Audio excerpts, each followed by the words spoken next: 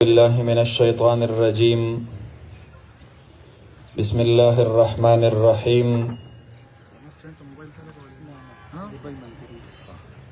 या अय्युहल्लज़ीना आमनू मन यर्तद्द मिनकुम अन दीनिहि फसौफ यअतिल्लाहु बिक़ौमिन युहिब्बुहुम व युहिब्बूनहु अज़िल्लतिन अलल मुअमिनीन अइज़्ज़तिन अलल काफ़िरीन युजाहिदून फ़ी सबीलिल्लाहि वला यख़ाफ़ून लौमत लाइम ज़ालिक फ़ज़्लुल्लाहि युअतीहि मन यशा वल्लाहु वासिउन अलीम। इन्नमा वलियुकुमुल्लाहु व रसूलुहु वल्लज़ीना आमनुल्लज़ीना युक़ीमूनस्सलाता व युअतूनज़्ज़काता व हुम राकिऊन वमन यतवल्लल्लाह व रसूलहु वल्लज़ीना आमनू फ़इन्न हिज़्बल्लाहि हुमुल गालिबून। वअन मुआज़ इब्न जबल रज़ियल्लाहु तआला अन्हु क़ाल समिअतु रसूलल्लाहि सल्लल्लाहु अलैहि वसल्लम यक़ूल खुज़ुल अताअ मा दाम अताअन फ़इज़ा सार रिश्वतन अला द्दीन फ़ला तअख़ुज़ूहु यमनउकुमुल फ़क़्रु वल हाजा अला इन्न रहल इस्लाम दाइरा फदूरू मअल किताब हैसु दार फ़इन्नल किताब वस्सुल्तान सयफ्तरिक़ान वसयकूनु अलैकुम उमरा इन अताअतुमूहुम अदल्लूकुम व इन असयतुमूहुम क़तलूकुम क़ालू फ़कैफ़ नस्नअ या रसूलल्लाह सल्लल्लाहु अलैहि वसल्लम क़ाल कमा सनअ अस्हाबु ईसा इब्न मरियम नुशिरू बिलमनाशिर व हुमिलू अलल खशब मौतुन फ़ी ताअतिल्लाहि तआला खैरुम मिन हयातिन फ़ी मअसियतिल्लाह। सदक़ल्लाहु मौलानल अज़ीम व सदक़ रसूलुहुन नबियुल करीम व नहनु अला ज़ालिका लमिनश शाहिदीन वश्शाकिरीन वल्हम्दुलिल्लाहि रब्बिल आलमीन।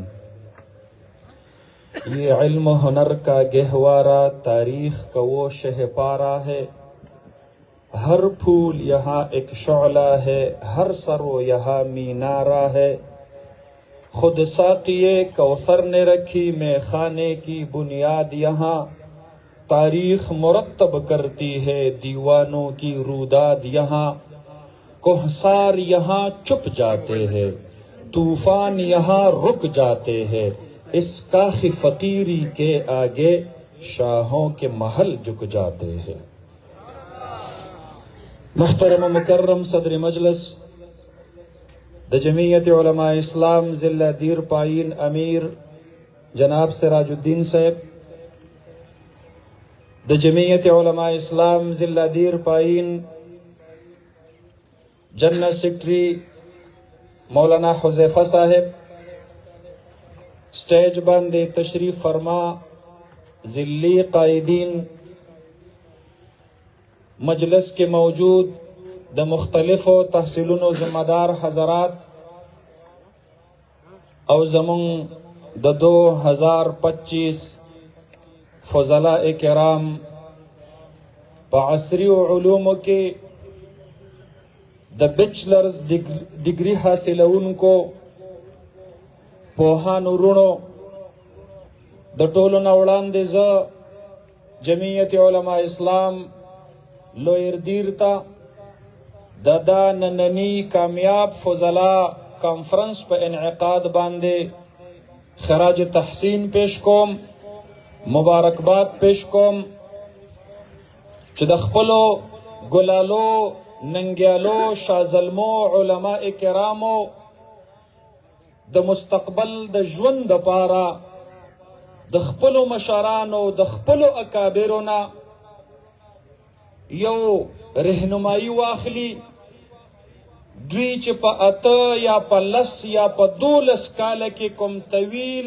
इल्मी सफर त्वे को او د دین ورستو اوس یو ذمہدار ژوند ته ورزي چې د ګرد و پیش د ماحول نه آگاه کی طریقه ورته اوخایي علما اورونو اوس نو ورستو په معاشره کې ژوند څنګه تیروي، ذمہداري مو کومې دي، ستاسو په غاړه باندې کم ډیوټیانې دي په څه طریقې سره به یې ادا کوئ د هغې دپاره دا نننۍ اجتماع منعقد شوې ده. د دغې عنوان او د موضوع د خاطره زما مخاطبین هغه دغه جدید فضلاء کرام دي. زه خپلې خبرې درته نه کوم. امام اعظم ابو حنیفه رحمت الله علیه چې د هغوی متعلق علماء کرام لیکي په دې آیت کریمه کې من یرتد منکم عن دینه فسوف یأتی الله بقوم. اے عربو، اے مخاطبینو مسلمانانو، کو تاسو د اسلام نه مخ واړو شام وکړله ورته، الله به د دین د سربلندۍ دپاره د یو بل قوم انتخاب کوي. وَإِن تَتَوَلَّوْا يَسْتَبْدِلْ قَوْمًا غَيْرَكُمْ ثُمَّ لَا يَكُونُوا أَمْثَالَكُمْ. صحابه کرامو تپوس کو من هم یا رسول الله صلی الله علیه وسلم، د الله حبیب دا به څوک وي؟ د دواړو جهانو سردار مبارک سره خواته حضرت سلمان فارسی رضی الله عنه ولاړو. د لاس مبارک رواغستلو د هغه په اوږۍ کېښودله، وی فرمایل رجال من اهل فارس. د اهل فارس نه به الله د دین د سربلندۍ کار اخلي. علما فرمایي امام اعظم رحمت الله علیه د اهل فارس د هغې پیشنګویۍ مصداق دی. الله رب العالمین په علم فقه کې د ټولو نه لوی خدمت امیر المؤمنین فی الفقه دا د اهل فارس نه امام اعظم ابو حنیفه په شکل کې امت ته نصیب کو. په علم حدیث کې د امام بخاری رحمت الله علیه په شکل کې امیر المؤمنین فی الحدیث دا په اهل خراسان او په اهل فارس کې الله رب العالمین امت ته نصیب کو. او فسوف یأتی الله بقوم مصداق الله جوړ کو. په علم کلام کې ابو منصور الماتریدی رحمه الله تعالی امیر المؤمنین فی علم الکلام دا په اهل فارس او په اهل خراسان کې الله رب العالمین وَإِن تَتَوَلَّوْا يَسْتَبْدِلْ قَوْمًا غَيْرَكُمْ فَسَوْفَ يَأْتِ اللَّهُ بِقَوْمٍ يُحِبُّهُمْ وَيُحِبُّونَهُ. الله د دغه آیت کریمه و مصداق وګرځو. امام اعظم ابو حنیفه رحمت الله علیه 19 کاله ورسره یو شاګرد امام ابو یوسف رحمه الله تعالی د علم په زده کړه کې تیری. مونږ او تاسو خو ډېره کمه دورانیه د خپلو شاګردانو د خپلو استادانو مخې ته تیره کړې ده چې چا متوسطه 2 کاله ویلې ده او 8 کاله تعلیمي نصاب ورسره ملګری کړي نو 10 کاله بعد نن دا سپینه پګړۍ په سر ده. او چې چا متوسطه نه ده ویلې 8 کاله بعد نن د بخاري پګړۍ په سر ده. هغه امام ابو یوسف رحمت الله علیه 19 کاله دومره په تسلسل سره د امام اعظم نه استفاده وکړله. تاریخ لیکلی دی یو ورځ خپل سکه ماشوم بچی وفات شوی و، خپلو رشته دارو خپلوانو ته یې وفرمایل د غسل د کفن د جنازه او د دفن تاسو وکئ، زمانه د امام اعظم درس قضا کیږي او که هغه قضا شو د هغې تلافي بیا زه عمر بر دپاره نشم کولی. 19 کاله د علمي استفادې نه وروستو امام اعظم رحمت الله علیه ورته وصیت لیکي ابو یوسفه ما نه خو رخصتېږي خو تر هغې وخته پورې مزه زه تا ته د خپل ژوند خلاصه ستا د علم د هغې دپاره یو رهنما اصول د وصیت په شکل کې درکومه. نن د امام اعظم ابو حنیفه رحمت الله علیه خپل شاگرد امام ابو یوسف صاحب ته کړي وصیتونه ستاسو د وړاندې دوهراوم.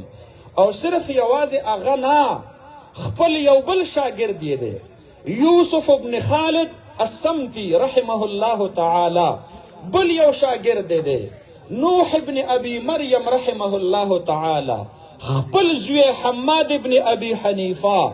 دې څلورو واړو ته چې کوم وصیت لیکلی دی مجموعة الوصايا الامام الاعظم ابي حنيفه النعمان لتلامذتهم الكبار.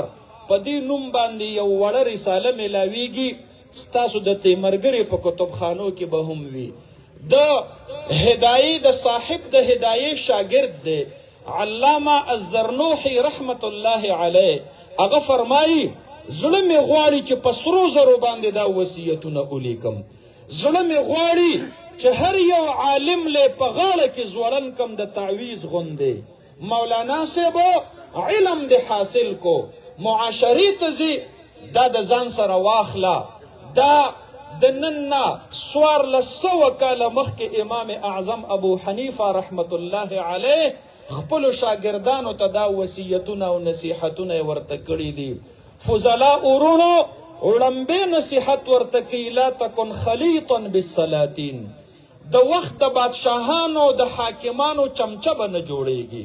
دې سره به ستا د علم قدر ورکیږي چې تر څو پورې د دین فایده پکې نه وي تر هغې وخته پورې به د بادشاه په چوکټ باندې خپه نږدې. حالانکې دا د چا زمانه وه؟ دا د عباسي و خلفاو زمانه وه. دا د مامون الرشید دی زمانه وه چې هغوی به د امام ابو یوسف رحمت الله علیه د مخې ته د شاګرد غوندې ګوړې ماتولې او ناست به ورته.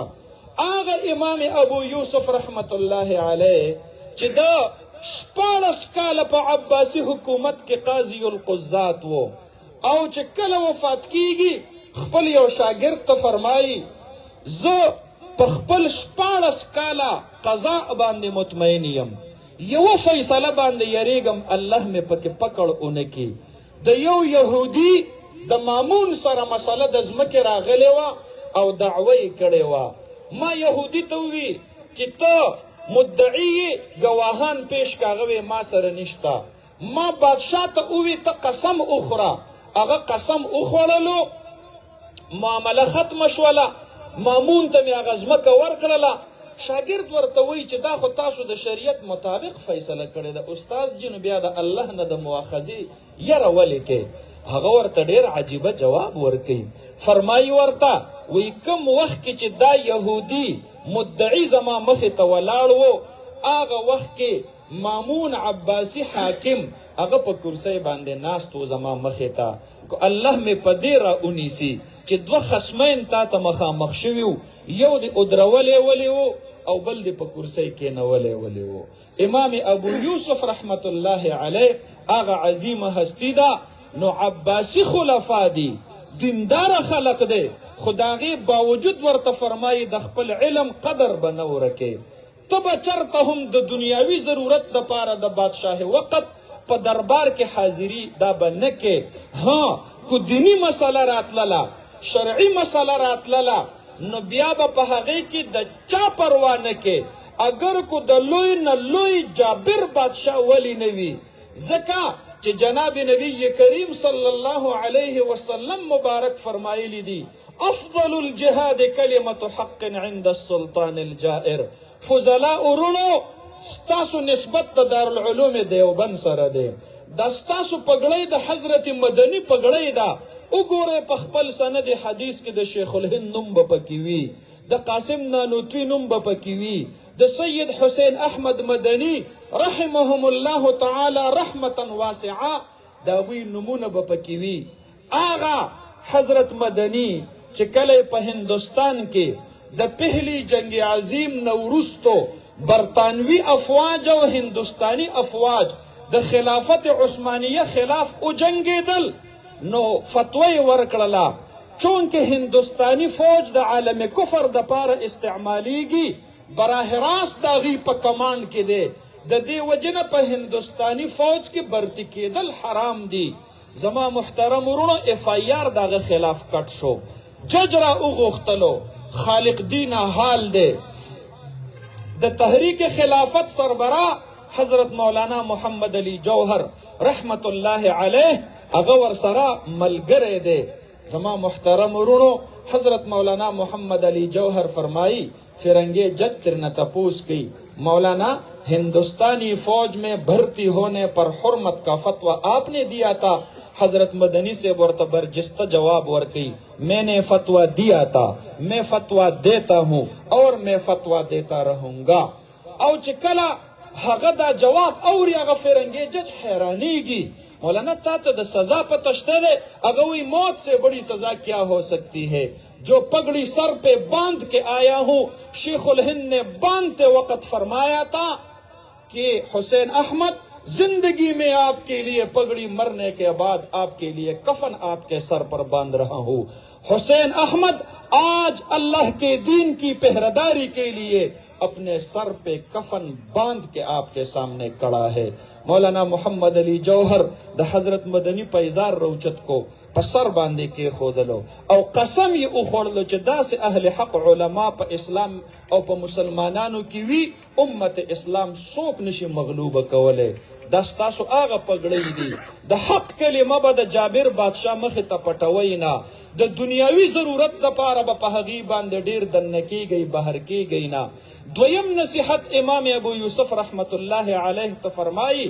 استغفر لاساتذتک ولمن تعلمت منه الدین خپل استازان با پا دعا کی نئی رہے امام ابو یوسفا دا دی وجنا فضلاء ورونو د ناظرین رواخل تر بخاری پوری چې مسمر استازان دی کاغذ باندې اولی کوي ملاقات لور لزی دعا ترنه اخلی او یواز خپل اساتذه کرام نه خپل والدین زکه ستاسو محسنین دی ستاسو رونه ستاسو محسنین دی او غوی په خپل دعاګانو کې هرگز نه یې روي دریم نصیحت ورته کوي کلس کال در باندې د فقر او د لوږې حالت او کیفیت تیر شي خو د الله رب العالمین د دین خدمت با چرته د لوږې او د فقر د وجې نه نه پرېږدی زما محترمو امام اعظم رحمت الله علیه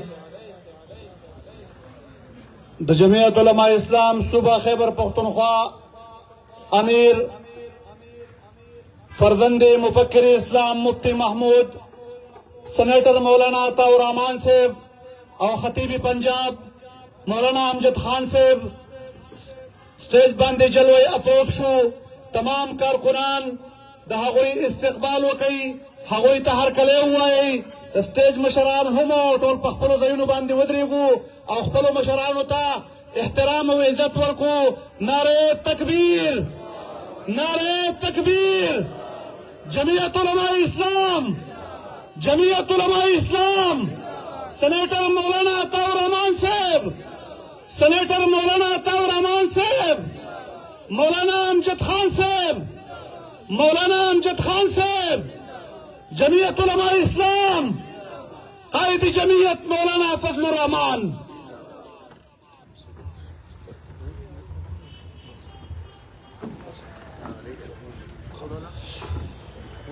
حضرت الامیر سے تشریف راوړو زه مختصرا خپل خبره را غونډوم حضرت امام اعظم رحمت الله علیه خپل شاگرد امام ابو یوسف رحمت الله علیه ته فرمایي خپل اساتذه سره بخپل نسبت نه پرېږدي د خپل اسلاف او د خپل بزرګانو د هغې لمن به نه پرېږدي علما ورونو دا زمونږ او ستاسو دپاره مشعل راه ده مونږ او تاسو ډېر کمزوري یو د اعتزال لاره د تفرد لاره د تشتت لاره دا به بالکل نه اختیارو د خپل اجتماعیت سره به مونږ او تاسو خپل ځان منسلک ساتو معاشرې ته وردننه کیږئ د تخصصاتو زمانه ده کو وخت در سره وي تخصص فی الحدیث وکئ تخصص فی الفقه وکئ او ورسره تخصص فی التفسیر وکئ زمون اکثر فضلاء کرام چې امامت کوي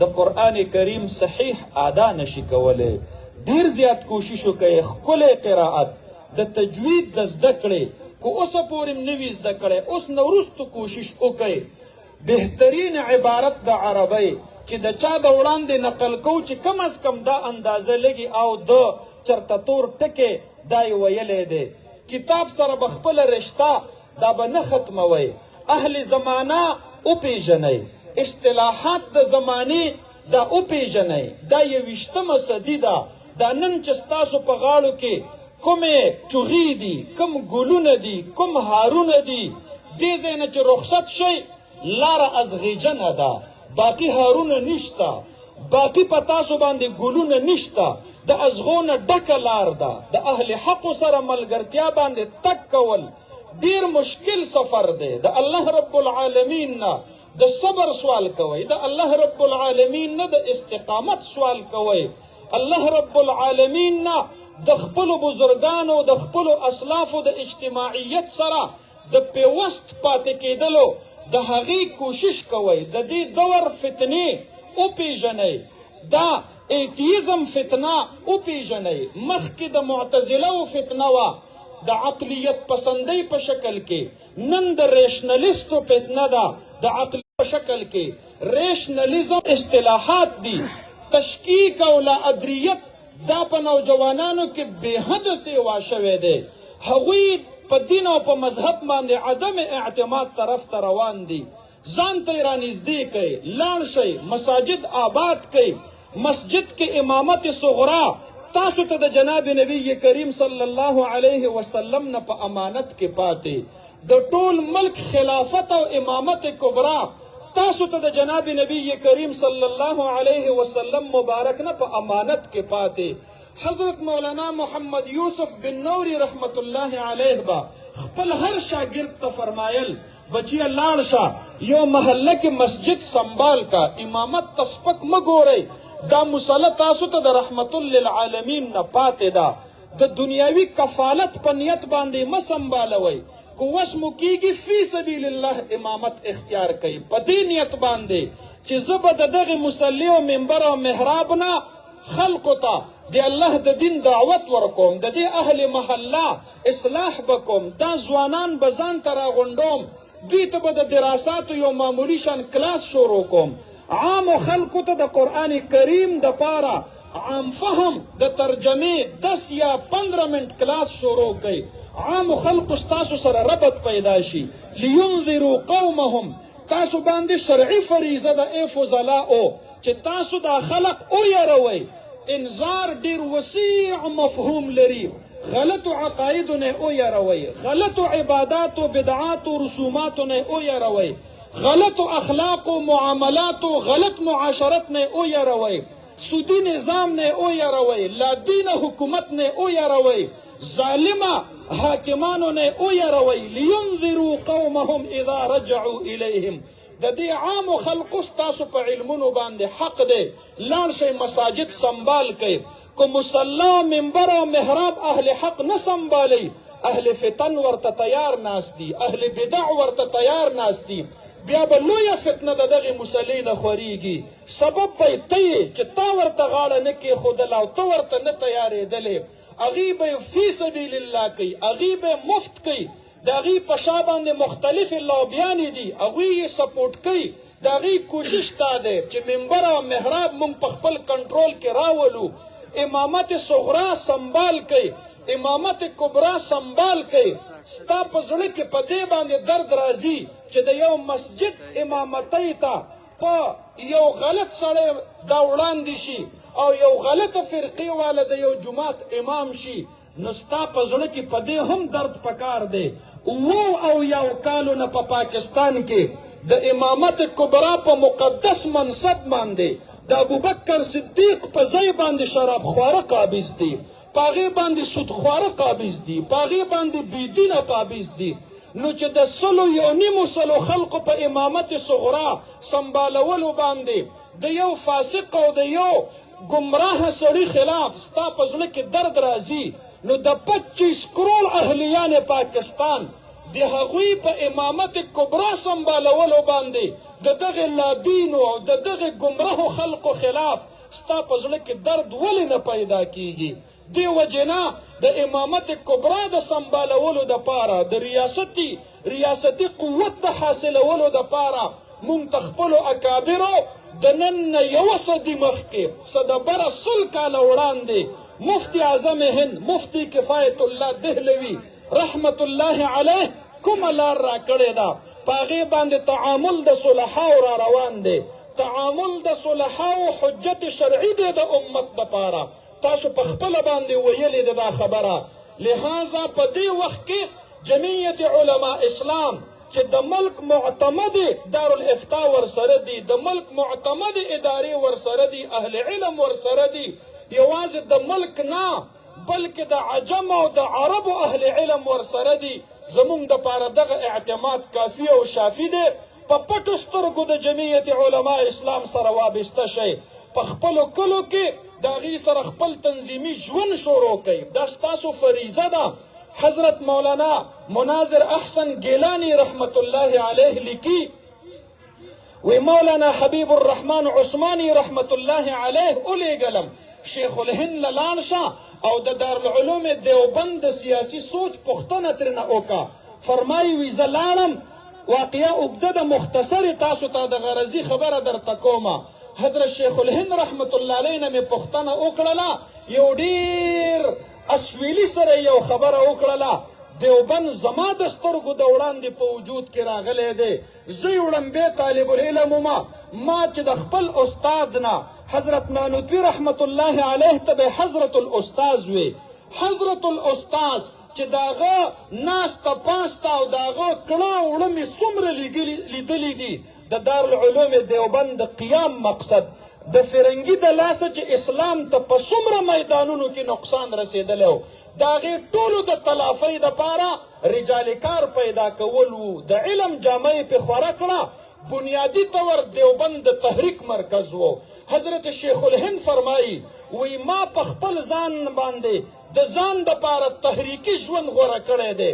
زه چې د تورو اوبو په جیل کې بند ومه زما په لاسو کې د فرنګیانو اتکړۍ او بیړۍ لګېدلې وې. ما په ناسته په ملاسته په تګ کې په ویښه په هر وخت کې خپل ځان د خپل تحریک نه چرته ځان له جدا نه دی ګڼلی. زه ذهني او فکري ډول د خپل اجتماعیت سره هر وخت اوسېدلی یمه. ځوانانو د خپل اجتماعیت سره تحریکي ژوند فضلاو د لامعنویت زندگی به نه تېروئ. دې ځای نه چې رخصت شئ دا یو د ځان سره په خپل زړه کې عزم اوسئ د الله د دین د سربلندۍ دپاره به زه ژوند تېروم او خپل ټول صلاحیتونه به د هغې دپاره به رویکار راولم. ستاسو د خپل امیر محترم ترمنځ نور خلل واقع کېدل نه غواړم. انشاء الله العزیز چې ژوند باقي وي